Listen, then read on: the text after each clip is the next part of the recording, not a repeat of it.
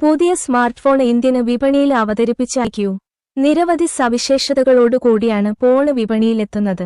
12 GB RAM, curved display, 50 MP camera എന്നിവയാണ് ഫോണിന്റെ പ്രധാന ഫീച്ചറുകൾ. iQOO Z10R 5G എന്ന പേരിലാണ് ഫോൺ എത്തിയിരിക്കുന്നത്. ഗൂഗിളിന്റെ circle to search, AI note assist, AI screen ട്രാൻസ്ലേഷന്, AI ട്രാൻസ്ക്രിപ്ഷൻ അസിസ്റ്റ് എന്നിവയുൾപ്പെടെ ഒന്നിലധികം AI ഫീച്ചറുകൾക്കുള്ള പിന്തുണയും ഈ ഫോണുകൾക്ക് ഉണ്ട്. ഏറ്റവും പുതിയ മീഡിയാടെക് ഡൈമെൻസിറ്റി 7400 പ്രോസസ്സറാണ് ഫോണിന് നൽകിയിരിക്കുന്നത്. ഡിസ്പ്ലേ വിഭാഗത്തിൽ 120 Hz റിഫ്രഷ് റേറ്റിനെ പിന്തുണയ്ക്കുന്ന ക്വാഡ് കർവ്ഡ് AMOLED പാനലാണ് ഇതിൽ ക്രമീകരിച്ചിരിക്കുന്നത്. ഫോൺ പോളികാർബണേറ്റ് കൊണ്ടാണ് നിർമ്മിച്ചിരിക്കുന്നത്.